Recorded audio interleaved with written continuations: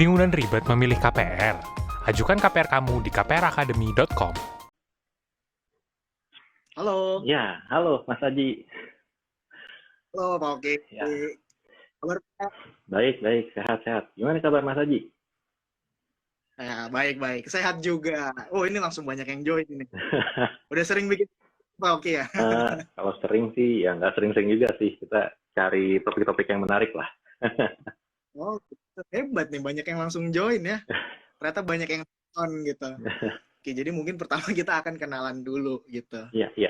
Jadi mungkin saya akan kenalin diri saya sendiri dulu. Saya akan jelasin bahwa nama saya Aji.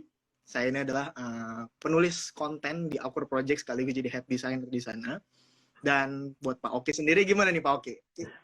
Oke, mungkin perkenalkan dulu. Nama saya Octavianus Pujianto, tapi biasa teman-teman saya manggil saya Oki. Nah, saya ini adalah CEO dari satu financial technology company yang bergerak di bidang keuangan, namanya KPR Academy. Nah, kebetulan di KPR Academy ini juga punya akun di Instagram, gitu.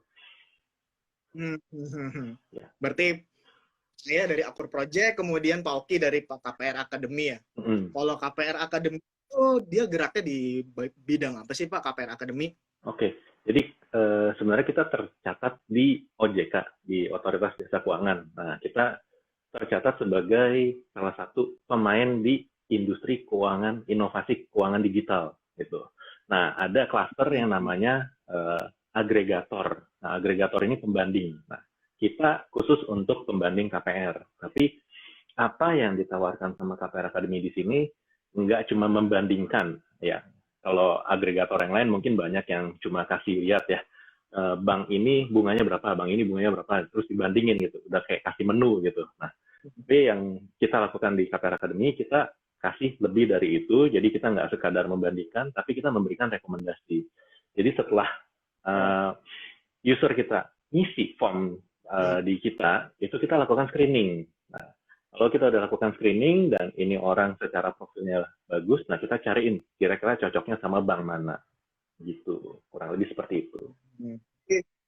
Kalau saya simpulin berarti sebenarnya KPR Academy itu konsultan juga sebenarnya ya. Betul. Konsultan tapi geraknya di bidang KPR gitu ya. Iya. Karena gini Pak Oki, kalau misalnya kita ngomong sebenarnya gini, Awkward Project sendiri itu juga konsultan. Jadi kita adalah konsultan yang bergerak di bidang desain, arsitektur dan desain interior. Jadi ketika kita ngomongin konsultan itu sebenarnya gini Pak Oki, kalau misalnya kita udah hubungan sama properti dan dunia konstruksi segalanya, kita tuh banyak banget irisan gitu. Nah, cuma ibaratnya gini ya, kalau misalnya kita di dunia teknis nih, kita di dunia arsitektur, di dunia interior, kita itu ngerti tentang hal-hal yang sifatnya berkaitan dengan bangunan, berkaitan dengan teknis, berkaitan dengan cara membangun, cara mendesain, itu kita ngerti. Nah, tapi ketika kita mau membangun, yang kadang jadi kendala itu adalah dananya, Pak. Dananya itu kan kita udah berhayal pengen banyak rumah begini begitu segala macam, tapi kita nggak punya nih sumbernya, kita nggak ngerti. Nah, selama ini kalau misalnya di Awkward Project, saya banyak bikin konten sebenarnya. Ketika bikin konten ada beberapa kali saya ngebahas tentang rumah tumbuh gitu. Rumah tumbuh itu jadi sistemnya adalah rumah dia itu tidak langsung jadi semuanya. Kita jadi cukup sebagian-sebagian, terus nanti rumah itu bertahap dibangun dari tahap 1, tahap 2, dan seterusnya. Itu bisa membuat biaya yang keluar jadi nggak terlalu banyak. Kita bisa nyicil rumah, itu adalah yang saya lakukan di konten Awkward Project. Cuman dari pengalaman saya sih gini Pak, nggak semua orang punya kesempatan juga buat bikin rumah tumbuh, karena ada banyak konteks saya ngeliat gini, ketika ada orang dia butuh rumah cepat gitu ya, dan rumah itu penghuninya banyak, padahal sekarang kondisinya dia itu lagi ngontrak atau segala macam gitu, karena dia butuh solusi yang namanya terkait dengan kredit dan pinjaman dan segala macam, ya itu dia butuh. Nah, kalau misalnya saya boleh tanya nih ya, karena kemarin juga udah banyak yang tanya, kalau misalnya nih, saya kan sering dengar tuh KPR itu kan KPR beli rumah baru ya, beli rumah dari developer, jual, kita beli. Nah, pertanyaan gini Pak Oki, kalau misalnya kita mau bangun rumah dari nol sendiri, bukan beli dari orang gitu. Kita bukan mau bangun dari developer, kita mau bangun rumah sendiri. Sebenarnya ada nggak sih Pak caranya kalau misalnya kita mau bikin rumah gitu, kita minjem ke bank gitu, ada jalurnya nggak? Nah, ini pertanyaan yang bagus banget gitu. Kalau bicara soal jalur, yang namanya bank dalam prinsipnya untuk memberikan pembiayaan, ini sebenarnya dia pasti memberikan solusi gitu. Jadi nggak cuma buat yang mau beli rumah yang udah jadi, tapi untuk yang mau ngebangun rumah pun dia juga pasti kasih solusi gitu. Nah, jadi produknya biasanya namanya entah itu KPR renovasi atau ada juga yang kredit bangun rumah judulnya. Jadi dari spesifikasi itu sendiri juga terlihat bahwa memang bank tetap mau bantu, tapi tentunya syarat dan kondisinya berbeda ya sama beli rumah jadi gitu. Kalau beli rumah jadi kita bicara kan pada saat dia mengajukan, bank melakukan analisa, ngeliatin nggak cuma orangnya, kemampuan bayarnya seperti apa dan bagaimana, nah tapi ngeliatin juga rumah yang dibeli. Ini kira-kira seperti apa, nilainya seperti bagaimana gitu. Nah, lalu dari hasil penilaian appraisal, bank baru bisa menentukan dia bisa kasih pembiayaan sampai berapa gitu. Itu ada batasannya juga karena nggak mungkin 100% dimodalin sama bank. Walaupun ya ada program pemerintah yang ngebantu juga ya, DP 0% gitu. Tapi DP 0% itu buat bangun rumah sendiri yang bukan beli dari developer tuh ada jalurnya? oh kalau DP 0% untuk bangun nggak ada ceritanya. Pasti. Soalnya sebenarnya mungkin kalau saya cerita agak sedikit background soal DP 0%, ini sebenarnya satu hal yang baru juga nih di dunia perbankan KPR gitu. Karena balik lagi, prinsipnya bank itu dalam memberikan pembiayaan, salah satunya itu ada megang capital gitu. Jadi dia harus lihat si yang mau minjem ini punya capital nggak, punya modal juga nggak. Jadi ujungnya yang modal dengkul ya nggak bisa lah di ini. Tapi karena ada program pemerintah yang mungkin melihat kondisi pandemi yang memberatkan banyak masyarakat ya, jadi sepertinya dibuka gitu. Tapi ini pun juga dibatasi, ada periodenya gitu, cuma periode tertentu. Saya lupa sih, ini masih dilanjutin boleh DP 0% atau enggak gitu dari pemerintah. Gitu. Tapi balik lagi. Berarti gini ya, intinya terlepas dari masalah yang ini kita bukan ngomongin DP 0% ya, tapi saya balik lagi ke masalah bangun rumah. Berarti bangun rumah tuh ada ya, bisa ya kalau misalnya kita mau kredit ada jalannya ya. Tadi ada KPR renovasi sama kredit bangun rumah. Betul. Ada dua. Betul. Itu penamaan aja sih. Bedanya dua bangun rumah sama KPR renovasi bedanya apa? Itu penamaan aja sih gitu. Jadi ada satu bank yang pakai istilah nama KPR renovasi itu baik itu untuk renovasi maupun ngebangun rumah, judul produknya namanya KPR renovasi. Tapi ada juga yang bank membedakan, ada ini kalau untuk renovasi ya renovasi, tapi untuk bangun rumah beda lagi. Kalau misalnya bedanya antara kita mau KPR bangun rumah sama KPR yang versi apa ya, yang versi misalnya kita ngomong beli rumah jadi gitu. Bedanya sama yang renovasi itu apa sih? Beli rumah sama bangun sendiri tuh bedanya apa? KPR-nya bedanya apa sih gitu? Oke. Jadi kalau misalnya untuk yang beli rumah kan udah kelihatan nih rumahnya kayak gimana gitu. Tapi kalau renovasi, karena kita mau melakukan satu perubahan terkait dengan rumah tersebut, maka bank pasti akan menanyakan lebih lanjut juga.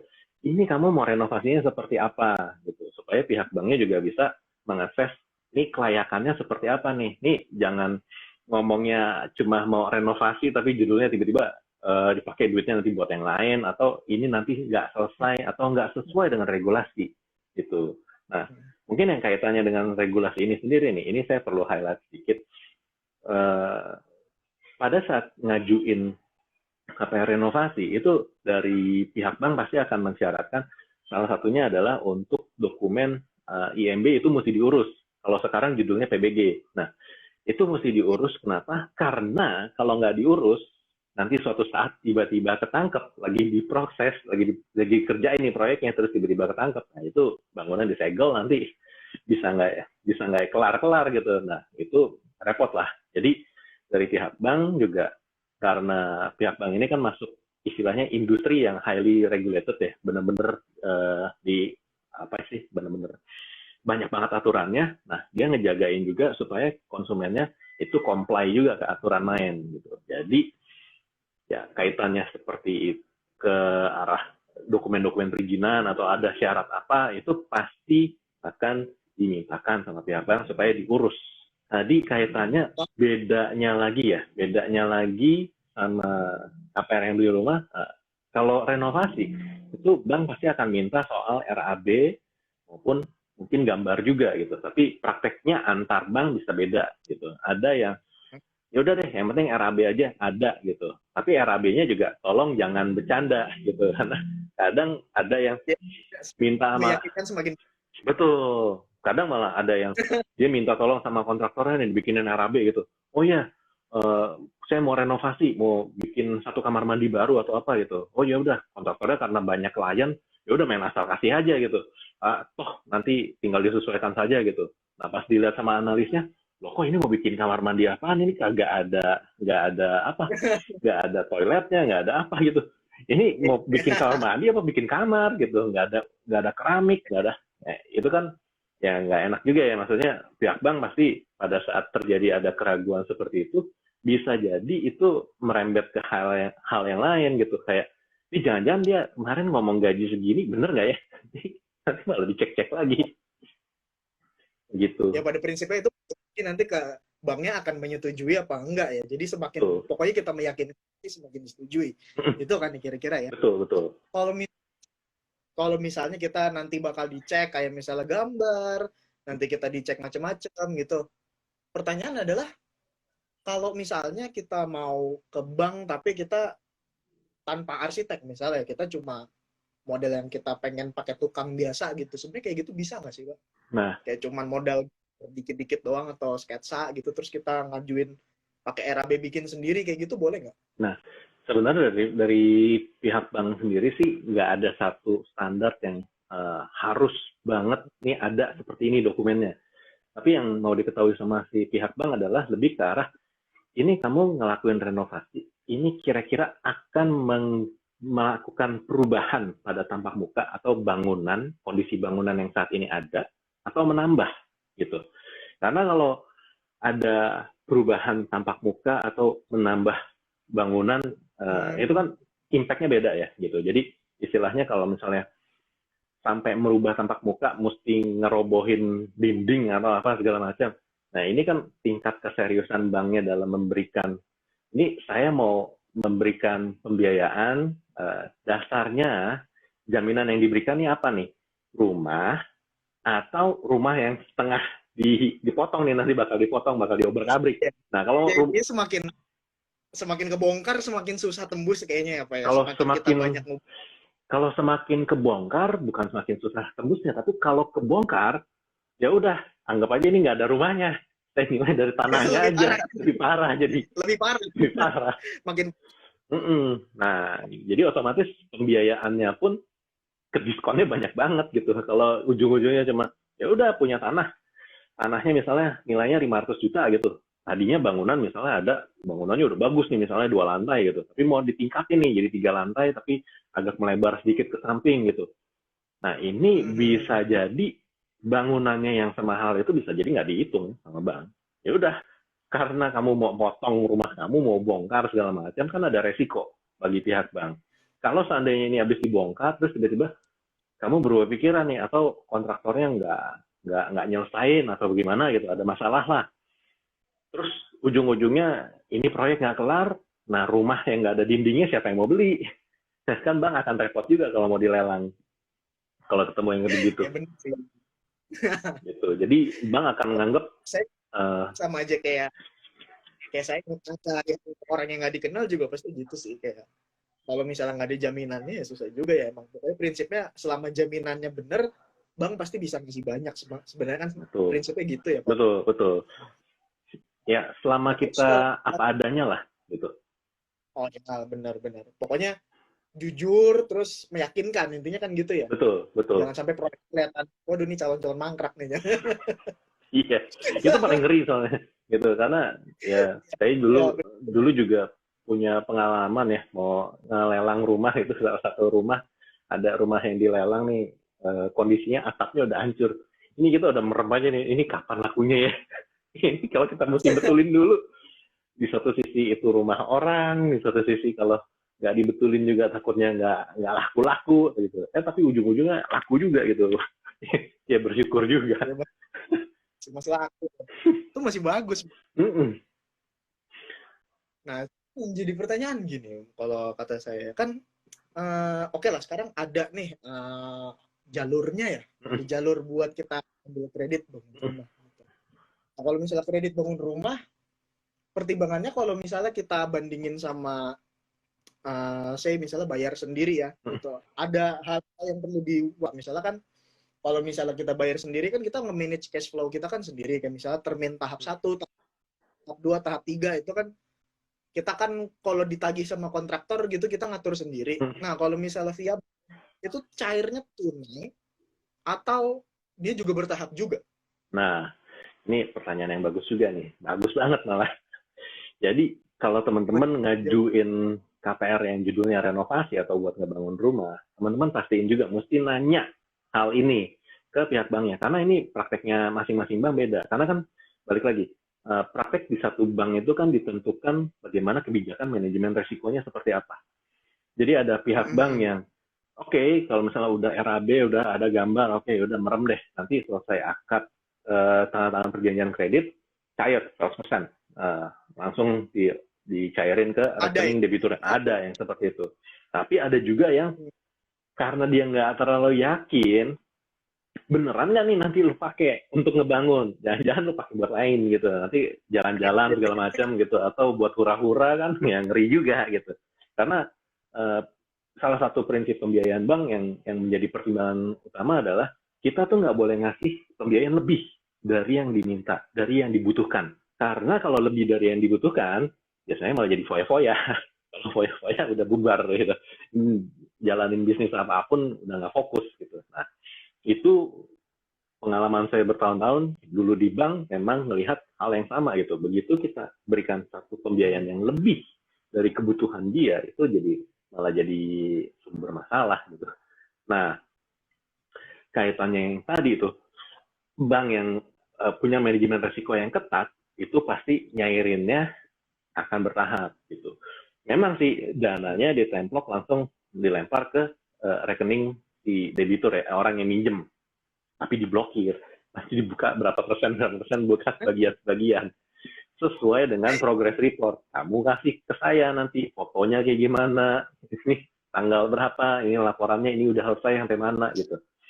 Sekarang pertanyaannya gini, ini pertanyaan simpel ya. Kalau saya orang proyek Pak. Kalau saya udah konsul, udah sering biasa lah ngelihat kayak misalnya ngomong nih ada kontraktor gitu ya, terus kontraktor tiba-tiba dia ngakal-ngakalin progres misalnya. Sebenarnya di lapangan saya tahu ini yang baru jadi 50% gitu. Tapi sama dia dinaikin jadi 55% misalnya gitu. Itu kan kalau yang ngecek saya kan konsultan gitu. Saya orang proyek gitu. Saya bisa tahu kalau misalnya dia ini jujur nggak sih gitu. Ini salah nggak sih gitu. Nah, itu saya bisa menilai. Nah, kalau misalnya bank itu ada orang proyeknya juga nggak sih? Dia ngerti nggak kalau misalnya kita bohongin misalnya kayak gitu? Oke. Kalau yang punya kebijakan yang tadi tuh, yang dia cairinnya sebagian, itu biasanya ada tim khususnya. Tapi kalau misalnya ditanya tim khususnya punya background apakah arsitek atau apa, enggak gitu. Jadi lebih ke arah mereka yang saya tahu menjalani pelatihan. Ini kalau melakukan penilaian seperti apa. Jadi kalau misalnya menilai proyek yang sedang bangun, ini prosesnya, progresnya sekian persen, ini dinilai dari mana gitu. Jadi lebih ke ya sertifikasi yang konsultan inilah. Pada prinsipnya mereka punya mekanisme buat ngecek proyek juga berarti ya. Punya. Mereka itu yang nggak butuh gitu kan, nggak bisa yang semata-mata ya kita ngakal-ngakalin progres gitu, nggak mungkin ya kayak gitu-gitu ya. Tapi paling gimana ada tapinya nih. Tapi mereka jarang ke lapangan kalau nggak benar-benar perlu, karena itu kan waktunya benar-benar masa mesti ngecekin satu-satu gitu. Kalau bank itu kan dia pencairan per progres. Nah, kita setornya tuh cuma model setor online gitu aja atau setor online gitu ya? Nggak dicek langsung sama orang bank gitu nggak ya? Jarang banget. Kecil kemungkinan lah sampai dicek gitu. Kecuali kalau memang ada misalnya salah ngasih foto ya. Misalnya pas lagi di gitu. Enggak, atau foto dokumen gitu kita setor ya? Kalau misalnya di fotonya dari jarak agak jauh gitu, terus kok rumahnya beda. Kalau misalnya rumahnya beda kan telek-telek nih apaan gitu. Itu kadang kejadian soalnya, maksudnya ya ada aja lah kasus-kasus yang ini. Tapi kalau untuk rumahnya, maksudnya bukan sesuatu yang fatal banget, itu biasanya sih bang udah ya udah terima deh, percaya gitu. Oh yang penting dia bayar lancar. Kalau dia bayar tiba-tiba nggak lancar, langsung datang. Gitu, langsung panik bang ya. Gitu, begitu. Baru cair sebagian, ini terus tiba-tiba dia udah nunggak. Aduh, langsung buru-buru sidak. nih gimana ini progresnya nih? Ini jangan-jangan rumahnya diapain nih? Gitu. Iya, basically pokoknya kalau kita minjem duit ke bank, intinya selama aset yang dijaminkan aman, ya udah sebenarnya gitu ya. Betul. Nah, ngomong-ngomong tentang jaminan nih Pak Oki, ngomong-ngomong tentang jaminan kan tadi kita bahas bahwa bank itu nggak boleh ngasih dana berlebih, kata Pak Oki ya kan ya. Nah cuma kalau misalnya kasusnya gini Pak Oki, misalnya saya orang kaya raya banget nih, saya punya rumah saya nilainya nih 10 miliar gitu, ini orang kaya banget nih, rumah saya 10 miliar. Nah saya mau renovasi, ya misalnya cuman nilai RAB berapa ratus juta doang gitu, nggak nyampe 1 miliar, tapi saya sok-sokan nih, saya nggak mau bayar tunai gitu, meskipun saya orang kaya, tapi saya maunya ngutang ke bank gitu. Bisa sih kalau misalnya dengan nilai jaminan ini nih, kita ntar dapat misalnya senilai harga jaminan, kita ngejaminin 10 miliar. Nah nanti misalnya 500 juta dipakai renovasi, 9 miliar kita pakai buat hura-hura gitu, misalnya gitu, itu kayak gitu bisa nggak sih Pak? Kalau itu baiknya ngambilnya jangan yang jangan yang KPR renovasi, tapi KPR yang lain. Tapi ngambilnya KPR yang lain.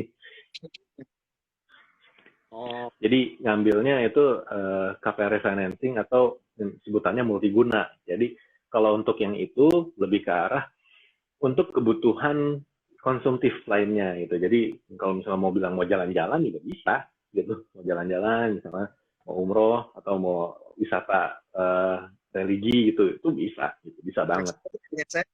Pertanyaan saya simpelnya gini, maksudnya akan ada nggak sih kejadian kayak orang tuh pura-pura pengen renovasi gitu, tapi ternyata dipakai buat lain gitu. Karena saya tahunya justru banyak orang dia kredit multiguna tapi dipakai renovasi. Kalau itu saya tahu.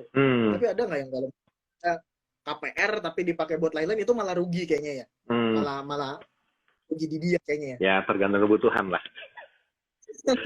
Kalau masuk ke bucket listnya dia kan, ya mesti ngelakuin apa gitu ya. Kan kita tadi ngomongin skemanya lewat KPR Pak. KPR berarti banyak cara lain Pak, banyak ada cara selain KPR tuh, ada cara apa lagi buat kita misalnya pengen bangun rumah gitu.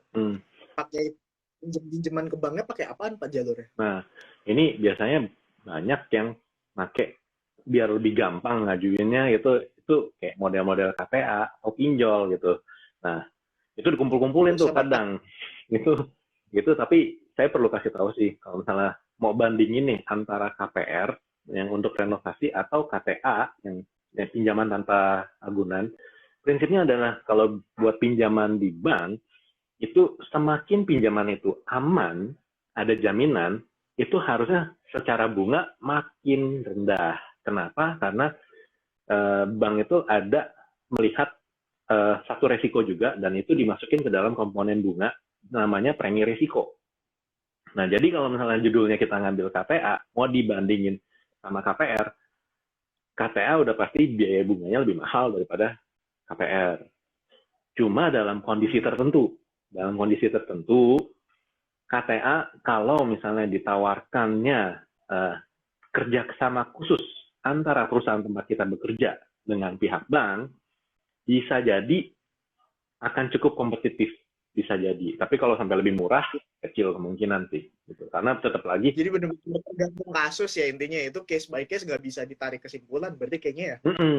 Jadi balik lagi, kan orang juga kalau misalnya mau ngajuin KPR renovasi kan, ya semua surat-surat udah mesti beres nih. Gitu. Udah mesti beres, sertifikatnya masuk, dan itu biayanya kan lumayan. Kalau kayak KTA kan, kita istilahnya dicairin, langsung dipotong dari nilai yang pencairan biasanya biayanya kita. Jadi habis itu kita tinggal nyicil. Nah, itu balik lagi kan.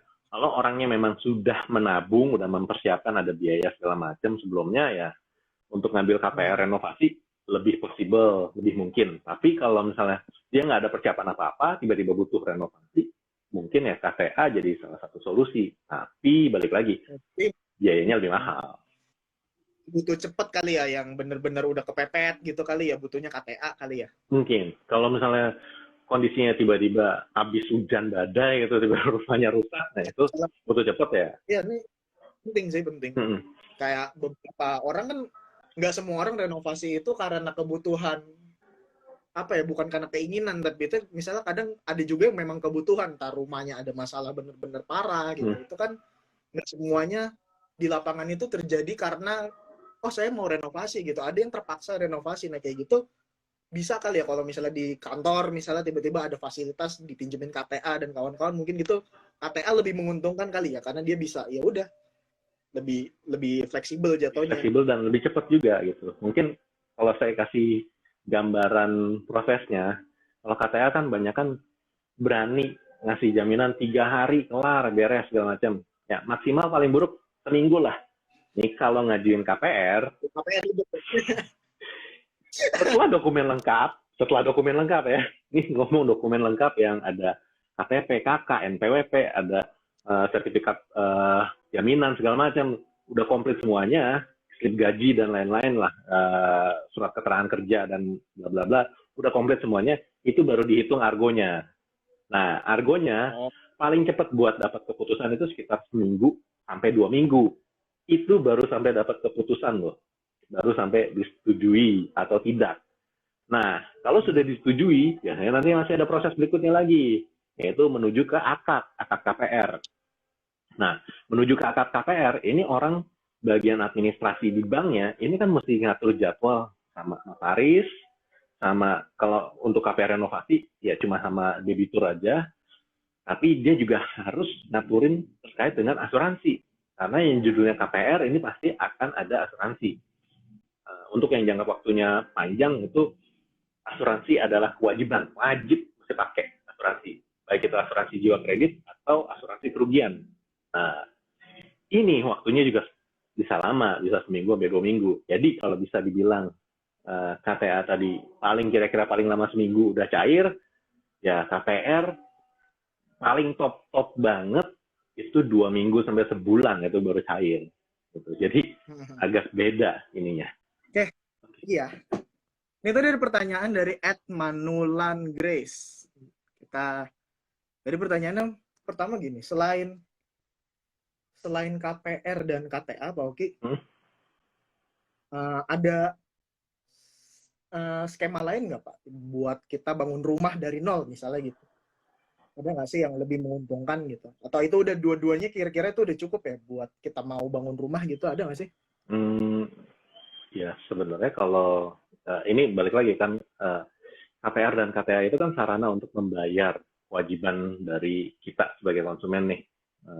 Nah, kalau memang di dunia kontraktor atau arsitek itu mungkin ada misalnya yang punya edisi atau apa semacamnya, itu mungkin bisa pakai kartu kredit juga gitu. Tapi kayaknya nggak lazim ya, Mas Haji ya, pakai edisi. Sampai saat ini, sepanjang karir saya bayar kontraktor, nggak ada yang bayarnya pakai kartu kredit, tuh nggak ada. Paling kalau mau beli bahan bangunan ya. Beli bahan bangunan. Nggak ada kontraktor dia datang misalnya ke owner gitu kan, Pak ini kita udah progres 50%, silakan gesek kartunya, tuh nggak ada kayak gitu. Nggak pernah. Betul. Karir saya belum pernah ada.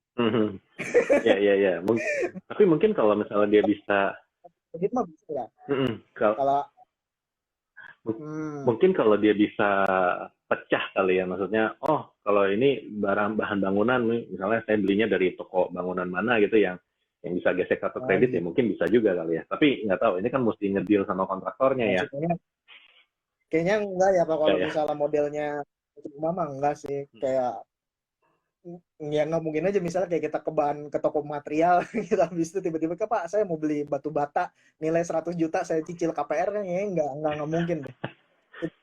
Something will never happen in real life gitu. Itu nggak terjadi. Ya. Tapi kalau pakai lain-lain Pak, kredit multiguna gitu sebenarnya bisa juga ya dipakai buat KPR. Betul, betul. Kredit multiguna itu sebenarnya termasuk dalam kredit konsumtif di kategori KPR juga sih sebenarnya. Gitu. Hmm, Gitu. cuman sekali lagi yang kalau misalnya kita misalnya renovasinya ngubah rumah nih, Mm, terus kan kita jadinya rumah, bisa-bisa rumah itu berarti nanti jadi trouble ya kalau misalnya dijadiin jaminan. Soalnya itu kan bakal berubah tuh rumahnya. Iya. Nah, balik lagi nih. Ini kalau bicara soal ketentuan aturan mainnya, kalau misalnya kita minjemnya, misalnya tadi kita ngajunya kredit multiguna atau refinancing. Nah, ini kan nggak ada klausul, maksudnya ini kan nggak ada keterangan bahwa ini rumah bakal diotak-atik. Ini bakal dibongkar sana sini. Tapi ternyata ujung-ujungnya kita pakai buat renovasi dan ternyata ada banyak perubahan di sana sini. Nah, itu biasanya kan di dalam perjanjiannya itu biasanya ada pernyataan dan jaminan dari debitur yang menyatakan bahwa ya pertama biasanya yang pasti ada itu nggak bakalan ngalihin jaminannya, nggak bakalan ngejual ya.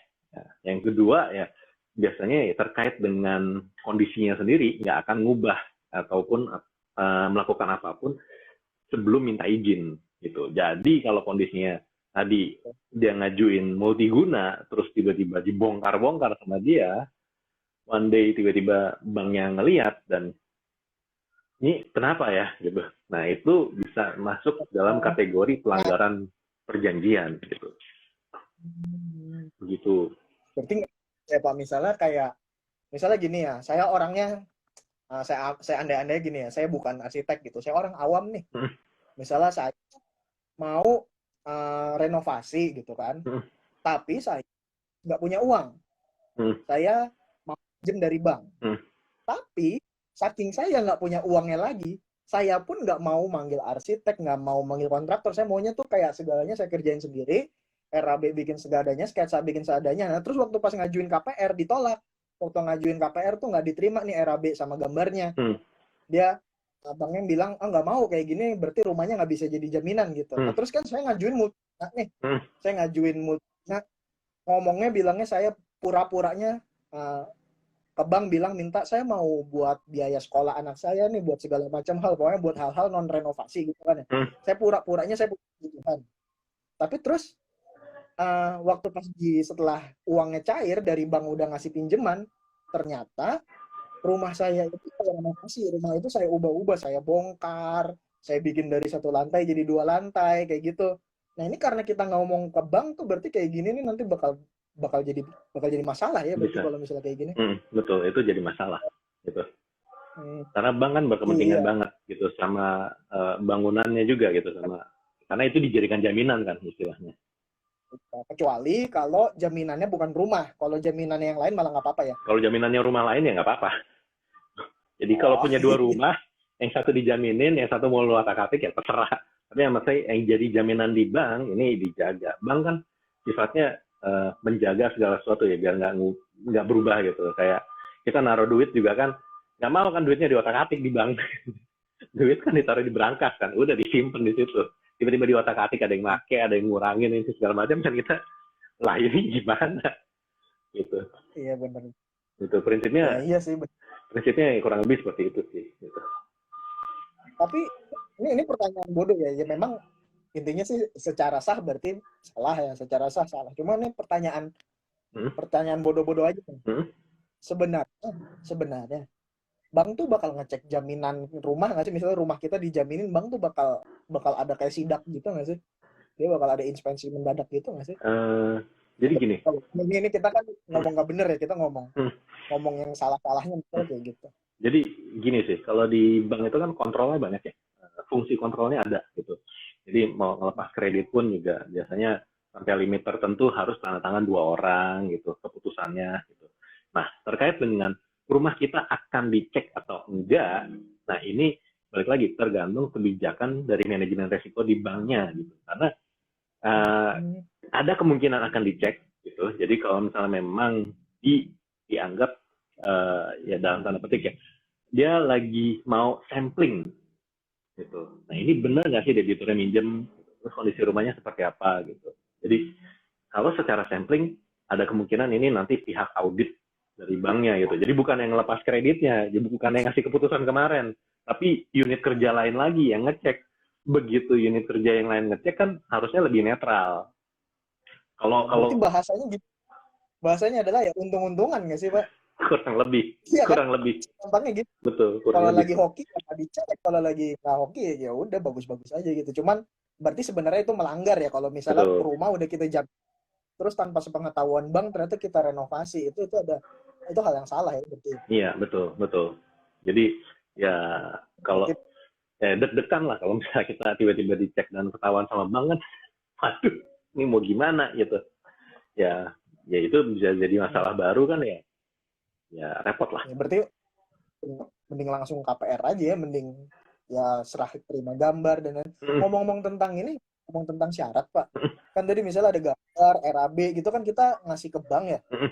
Kalau IMB, pertanyaan saya adalah IMB ini harus sebelum dananya cair atau boleh sesudah gitu, maksudnya bisa nggak ini IMB belum keluar dana cair duluan tuh bisa nggak sih? Nah, Bank terima nggak? jadi bank biasanya kalau misalnya untuk IMB kan kadang kan ngurusnya agak lama kadang. Nah, kadang ada aja kan yang jadi kendala gimana. Nah, itu biasanya bank ngasih surat pernyataan untuk ditandatangani gitu. Jadi menyatakan bahwa akan mengurus dan menyelesaikan IMB-nya gimana gitu. Nah, itu akan ditagih nanti, tapi udah cair dulu sih dananya gitu. Tapi itu tetap akan tapi bisa tetap cair bisa. Bisa gitu. Yang penting ya surat pernyataannya Nyolong. itu sih, itu ya. Iya. Itu. Berarti bisa nyolong kalau misalnya kita IMB belum keluar nih, minta cairin dana dulu gitu bisa ya? Yang penting udah ada bukti pengurusannya. Kan ke kantor instansinya kan kita pada saat kita ngurus IMB kan kita udah masukin beberapa dokumen kan ada tanda terima juga gitu. Nah itu bisa dicek, diverifikasi emang beneran diurus ya udah nggak apa-apa gitu. Tapi ada surat pernyataan juga, ini pokoknya mesti sampai beres ya. Gitu ya. Kebayang sih. Berarti kalau misalnya kita mau ngurus-ngurus rumah gitu, urutannya yang pertama bikin planning dulu ya. Betul. Planning desain, planning RAB, planning apa pokoknya intinya pertama-tama planning dulu. Nah nanti begitu masuk ke pendanaan, dana itu boleh duluan. Kayak KPR gitu-gitu boleh duluan, baru nanti IMB itu setelahnya itu bisa ya asal kita tanda tangan tadi ya. Betul, memungkinkan kok gitu. Tapi balik lagi ini tergantung banknya dan tergantung pemutusnya. Pejabat pemutusnya nyaman atau enggak dengan kondisi itu. Jadi ya pasti kan ada cerita juga. Kenapa nih IMB-nya lama prosesnya? Apakah IMB-nya mungkin keluar atau enggak? Kalau nggak mungkin terbit kan nggak mungkin dikasih juga. Bang ngerti gituan juga ya? Ngerti, pasti dia tahu juga. Ngeri juga kan. Udah dicurin duit, IMB-nya nggak beres. Ini berarti Pak Oki tahu dong kayak bank-bank mana yang ini gitu, kalau nanyanya langsung ke Pak Oki lewat private gitu, Japri bisa dong Pak tahu bank mana yang begitu. Kalau di kita ini semua masuk ke sistem sih. Jadi pada saat apply-nya dulu kita masih melihat secara umumnya dulu gitu. In general pada saat udah isi form segala macam itu kita ada screening, terus nanti ada virtual asisten kita yang ngecek juga, menanyakan beberapa hal ke teman-teman, udah lolos, kita kasih rekomendasi ke bank mana. Kalau ternyata nanti ada kendala sama bank itu, baru kita tanyain kendalanya apa. Baru kita cari tahu, nanti kira-kira kendala ini, kira-kira bank mana nih obatnya yang bisa ini. Oh gitu, berarti ibaratnya kalau di Pak Oki itu sistemnya, misalnya saya pengen nanya ke Pak Oki kayak, Pak, saya punya misalnya mau minjem 10 miliar, penghasilan saya sebulan 50 juta gitu. Nah terus kayak, boleh nggak sih Pak kalau misalnya kita ngelamar ke bank X, bank Y, bank Z gitu, kayak gitu-gitu kan, itu kan kita butuh konsultasi tuh. Kayak gitu berarti kita lewat virtual assistant dulu ya, bukan nanya langsung ke Pak Oki malah ya? Iya, betul. Jadi ngisi form pengajuan dulu gitu. Jadi karena kita kan ngebantuin bank untuk cari konsumen nih. Nah, dan kita melakukan screening. Nah, formnya itu kan udah banyak gitu. Jadi itu pun jadi salah satu filter keseriusan orang juga sih. Kalau memang benar-benar serius butuh kan, mau formnya sebanyak apapun, ya pasti diisi kan gitu. Nah, itu selesai itu di screening, ya baru kita lanjutkan ke pihak bank nanti selesai virtual asistennya juga melakukan review gitu. Tapi kalau untuk yang yang udah case-case khusus ya kita buka sesi konsultasi gitu. Tapi sementara ini sih sesi konsultasinya masih agak terbatas lah gitu. Karena masih dalam pengembangan gitu. Nah, sebenarnya lebih ke arah ini ya, lebih ke arah kita kalau misal ke Pak Oki bukan konsultasi direct dalam arti tanya jawab ya, lebih ke arah kayak kita isi form, nanti kita bakal dapat rekomendasi langsung di sistem gitu ya. Betul, betul. Nah, ini ada pertanyaan Pak Oki. Perbedaan signifikan masing-masing bank apa aja ya selain bunga? Nah, ini kalau bunga kan basically kan itu kan jualan ya, itu kan sistemnya kan marketing. Nah, kalau misalnya selain bunga gitu, apa sih perbedaannya? Kalau misalnya tadi kan ada kebijakan kayak ada yang terminnya kaku, ada yang luas gitu. Selain itu ada lagi yang signifikan kayak bank ini nih terkenalnya begitu, bank itu terkenalnya gitu. Itu ada nggak? Ya ada juga, ada bank yang terkenal nilai appraisalnya lebih rendah gitu. Ada yang nilai appraisalnya lebih royal gitu. Nah, ini kan kebijakan manajemen risiko yang mereka juga review sesuai dengan appetite-nya mereka juga. Ada juga yang lebih longgar gitu. Oh, kalau misalnya dia pernah nunggak berapa hari, sepanjang nominalnya paling cuma misalnya 1 juta, 2 juta gitu, nunggak kartu kredit, oke deh masih boleh. Gitu. Tapi ada bank yang begitu nunggak segitu, oh enggak, sorry, langsung coret. Gitu. Paham. Pokoknya intinya masalah gas sama enggaknya sebenarnya. Biasanya sih. Sama karena tadi kita ngomongin appraiser, Pak. Appraiser itu kan intinya orang yang menentukan jaminan kita nilainya berapa itu disebut appraiser. Begitu kan ya, Pak? Iya, kurang lebih. Nah, appraiser ini dia itu punya latar belakang teknis nggak sih, Pak? Ada sertifikasinya ini. Tentang nilai rumah berapa tuh dia bisa menilai ya kayak gitu ya? Iya, nggak cuma rumah aja sih sebenarnya. Sertifikasinya menilai yang namanya aset gitu. Jadi aset itu bisa properti, bisa di luar itu. Oh ya, paham. Soalnya gini sih Pak, kan kalau kita ngomong dari segi teknis doang ya, kita nggak ngomong tentang yang lain-lain nih. Kalau kita ngomongnya teknis doang, sebenarnya misalnya saya arsitek gitu ya, atau saya kontraktor gitu. Saya mau menilai rumah. Yang saya perhatiin itu cuma sisi fisiknya aja Pak. Kayak misalnya, oh saya tahu ini pakai speknya pakai atapnya genteng apa, saya pakai dindingnya dinding apa, lantainya lantai apa, itu saya ngerti kayak gitu-gitu. Tapi kan yang jadi kebayang saya gini, kayak misalnya kalau ini beneran nanti jaminannya perlu disita gitu, terus perlu dilelang, kan itu kan sama bank harus dijual tuh, ya kan? Nah kalau misalnya dia perlu jual kan dia juga harus perlu ngasih tahu nih kayak ini rumah bakal laku nggak sih, rumah bakal ada yang beli nggak sih gitu. Ada rumah yang dia mahal tapi nggak bisa dijual gitu, atau lakunya susah gitu. Nah kayak gitu-gitu berarti apakah hal-hal non teknis itu bakal mempengaruhi harga appraiser atau enggak? Misalnya sekarang saya ngambil contoh aja deh Pak Oke, tinggal pilih misalnya gini. Saya punya 2 rumah. Rumah yang pertama harganya 100 juta misalnya. Rumah yang kedua itu harganya sama-sama 100 juta. Tapi yang satu dia itu desainnya lebih bagus. Nah, yang satu desainnya misalnya kurang dinikmati orang lah. Misalnya kayak gitu sebenarnya ngaruh ke harga appraiser apa enggak sih? Atau ya sama aja gitu? Sayangnya sih kalau cuma beda masalah desain, appraisal kurang bisa menilai sih. Dia benar-benar paling kira-kira nih kalau misalnya bangun baru, kira-kira nilainya berapa? Terus harga tanah di daerah sini per meternya wajarnya berapa?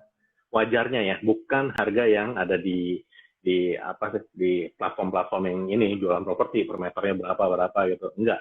Tapi dia menilai wajarnya berapa gitu. Jadi dia ada beberapa pendekatan nantinya. Gitu. Oh gitu. Oke. Gitu. Tapi yang pasti dia juga ada laporan juga sih. Ada laporan juga, laporan pemeriksaan kondisi bangunan bagaimana, baik dibangunnya sejak kapan gitu. Jadi dia mendeskripsikan lebih jelas juga gitu. Karena dia punya indikator sendiri berarti ya, dia punya parameter sendiri tentang menilai ya. Betul. Oh gitu sistemnya. Oke, kebayang. Berarti beda sama arsitek, beda sama kontraktor, tapi bener-bener nggak ini ya, nggak subjektif ya, objektif juga berarti ya. Betul. Mungkin nggak Pak, misalnya saya nggak punya duit misalnya, terus saya mau ngebangun rumah buat saya sendiri gitu kan, saya mau minjem KPR, terus waktu pas saya dikasih nilai sama appraiser, harganya itu tuh saya kayak rumah saya harusnya 1 miliar nih, sama appraiser nilainya 900 juta gitu. Nah saya kan orang bisnis nih, saya orang proyek, boleh nggak kalau saya angka tandingan, misalnya kayak Pak ini saya bisa loh ngitung rumah saya angkanya segini kayak gitu-gitu, itu bisa nggak sih kayak gitu Pak? Jadi yang dipakai sebagai patokan balik lagi ya ke nilai appraisal lagi. Jadi kalau misalnya nggak puas nih dengan appraisal yang pertama, ya coba dinilai lagi sama appraisal yang lain, keluar duit lagi. Oh, harus sama-sama appraiser ya, tapi ya. Betul. Jadi mesti sama-sama level, dan bank kan juga pada saat melakukan kerjasama dengan appraisal tersebut, dia akan melakukan penilaian. Ini emang bener nggak nih tekniknya gitu, emang bener nggak orangnya, track recordnya, integritasnya seperti apa gitu. Jadi pernah punya kasus atau enggak, itu semua direview sama bank. Jadi nggak sembarangan juga pakai appraiser. Tapi nggak boleh ya kayak orang aneh-aneh terus minta protes gitu mah nggak boleh ya? Nggak dianggap. Yang ngomong ya? Iya, cuma buang-buang waktu aja itu, capek-capekin dong. Ya ujung-ujungnya juga ditolak-tolak juga pasti kan. Betul. Ini pertanyaan terakhir sebenarnya udah bukan tentang teknis pembayaran, bukan tentang renovasi lagi sih, tapi ini pertanyaan yang memang selalu seringkali muncul di di hampir setiap komen, kadang ada DM gitu ya. Tapi ada yang pertanyaan gini. Ini kita ngomong tentang KPR konvensional dan KPR syariah, Pak. Itu, Pak. Yeah. Ada banyak pertanyaan kayak gitu. Nah, ini to the point aja sebenarnya gini ya. Ketika saya baca komentar itu pun, saya ngelihat dan ngelihat Pak Oki gitu, jujur, kalau saya sih ngelihatnya kita berdua bukan orang yang kompeten buat ngomong tentang hal itu sih. Kita berdua orang yang bukan pertanyaan yang oke gitu. Nah, kalau misalnya setahu Pak Oki gitu, ini kita nggak ngomong dari segi syariahnya, kita ngomong dari segi teknis di banknya aja. Mas perbedaannya apa sih Pak Oki antara KPR konvensional sama KPR syariah? Apa bedanya kira-kira? Dari teknis ya, Oke. Kalau dari teknis, jadi kalau bicara bedanya itu adalah lebih ke arah, kalau syariah ini kan ada dua jenis nih. Dia ada murabahah, sama ada satu lagi MNQ. Nah, jadi berhubung perangkat hukum lainnya dan secara teknis pelaksanaan di Indonesia itu agak susah menerapkan konsep murabahah sama MNQ secara 100%, maka dibuatlah dokumen yang seakan-akan memenuhi prinsip tersebut. Jadi kalau murabahah itu kan istilahnya banknya beliin dulu gitu, terus ya udah tinggal nyicil ke bank gitu. Padahal kalau konvensional kan banknya nggak akan ngebeliin dulu gitu, tapi banknya ngelunasin ke si menjual. Setelah itu kan tetap udah langsung dibalik nama ke atas nama pembeli. Nah, jadi pembeli cuma berhutang. Nah, tapi kalau yang tadi yang di syariah yang kaitannya dengan murabahah itu supaya tidak ada istilahnya unsur riba gitu, ada pinjaman. Jadi seakan-akan bank membelikan dahulu, baru bank menjual lagi ke pembelinya gitu dengan sistem cicilan gitu. Jadi berarti saya simpul gini ya Pak. Oke, berarti bedanya hanya di skema kerja ya kalau saya kasarnya ya. Dokumentasi. Ini kita outline. Dokumentasi tentunya. Kalau itu kayaknya saya dan Pak Oki juga nggak bakal bahas lebih dalam lagi ya, karena kalau kita ngeceknya dari sisi syariah ya kita berdua bukan orang yang tepat buat ditanya hal itu sebenarnya. Iya, betul. Nah ini kebetulan di question box juga udah ada yang nanya. Ini saya mungkin saya akan bacain. Ini ada beberapa pertanyaan sebenarnya, tapi saya akan pilih aja nih. Ini dari yang gampang dulu. Ini mungkin cuma gampang. Tanah kalau misalnya kita mau jadi agunan, kita mau jadi jaminan, itu harus SHM apa enggak? SHGB juga bisa, tapi balik lagi kalau SHGB ya terbatas jangka waktunya kan, gitu. Dan misalnya nih SHGB-nya misalnya 10 tahun, itu kebijakan kebanyakan bank biasanya dia cuma bisa ngasih sampai maksimal H-2 tahun gitu, jadi jangka waktunya akan terbatas. Berarti lebih ke arah ini ya, lebih ke arah tenornya ya, ke arah betul. Jangkanya berapa gitu. Nah, terus pertanyaan terakhir juga, ini untuk pembangunan sendiri, proses berapa persen kita bisa mulai ajukan KPR? Kalau misalnya ngelihat dari jawaban Pak Oki tadi, kan sebelum IMB aja kita udah boleh minta dicairin ya Pak? Iya, betul. Berarti sebenarnya 0% pun boleh kita ngajuin KPR ya? KPR bangun ya, bukan beli rumahnya. Betul. Boleh, Karena dari boleh ya. Karena kan prosesnya panjang ya KPR. Jangan sampai kita lagi ngebangun kehabisan napas baru kita ngajuin. Nah ini kita bisa jadi senewan juga nih. Ini analis nanya lagi. Tiba-tiba disyaratin tambahan lagi gitu. Oh ini mana yang kurang gitu. Kita makin senewan. Jadi kondisinya masih dingin nih di kepala, ya ajuin aja gitu, nggak apa-apa. Gitu. Ya berarti nggak harus yang kayak kita harus ngebuktiin dulu ke bank bahwa kita bisa bangun gitu. Nggak harus. Jadi mungkin kalau hari ini pendanaannya, di minggu depan kita bakal bahas tentang teknisnya ya. Kita bakal teknis tentang renovasi kayak misal desain, kita bahas tentang teknis, kita bahas tentang berapa sih harga bangun rumah, berapa sih caranya renovasi, gimana sih cara hubungin arsitek. Minggu depan kita mungkin bakal bahas tentang itu kali ya Pak Oki ya. Iya, betul. Karena dari KPR Academy juga followersnya juga banyak yang nanya nih. Kalau misalnya mau renovasi itu sebenarnya langkahnya gimana sih segala macam. Saya biar aman bagaimana gitu. Nah, ini penting banget nih, penting banget kita nanti mesti ngobrol-ngobrol. Mungkin Pak Oki ada tambahan buat penutup akhir kata Pak? Yang pasti sih kalau sejauh pengalaman saya nih di KPR Academy dengan banyaknya yang bertanya, konsultasi segala macam, ini memang yang judulnya pepatah lebih baik bertanya daripada sesat di jalan itu benar banget gitu. Karena banyak yang udah tersesat baru nanya. Nah, itu repot gitu ngeberesinnya gitu. Jujur itu benar-benar repot banget. Effortnya itu berkali lipat dan secara value itu lebih baik nanya ketemu sama yang expert dari awal itu jauh lebih murah dibanding udah keburu nyasar gitu. Garis bawahnya sebenarnya di satu kata Pak, mahal. Jadi terlepas gini, ini kita gini. Saya Akur Project konsultan arsitek dan interior gitu. Pak Oki konsultan KPR dan perbankan misal gitu ya. Nah kita ini beda dunia Pak. Kita itu sama kita nggak ada urusannya antara saya dengan Pak Oki. Tapi satu hal yang jadi irisan adalah kita sama-sama ngomongin rumah. Nah kita bicara rumah itu sebenarnya setiap orang di dunia ini gitu ya, hampir kita bisa bilang misalnya, saya nggak tahu ya, lebih dari 80% itu ketika bangun rumah hanya mungkin melakukan itu sekali seumur hidup gitu. Jarang ada yang bisa bangun rumah sampai 2 kali, bisa bangun rumah sampai 3 kali gitu. Nah artinya kalau sampai terjadi kesalahan, entah itu salah ambil KPR, salah kredit, salah desain, salah bangun, itu biayanya pasti besar. Itu adalah sesuatu yang benar-benar nggak boleh sampai salah. Jadi kalau misalnya nggak ngerti, memang paling benar ya hire konsultan, tanya. Ketika udah sesat di jalan, masalahnya ini bukan sesuatu yang murah gitu, ini mahal banget dan mungkin setiap orang cuma bisa sekali seumur hidup gitu ya. Betul. Jadi mungkin buat malam ini gitu aja kali ya Pak Oki ya. Iya, oke. Live kita akhiri Pak Oki. Pamit dulu. Ya. Terima kasih untuk waktunya Pak Oki. Thank you Mas Haji. Ya, thank you semua. Ya, bye. Ya, terima kasih semua yang udah nonton ya. Terima kasih semuanya. Semua. Ya, terima kasih.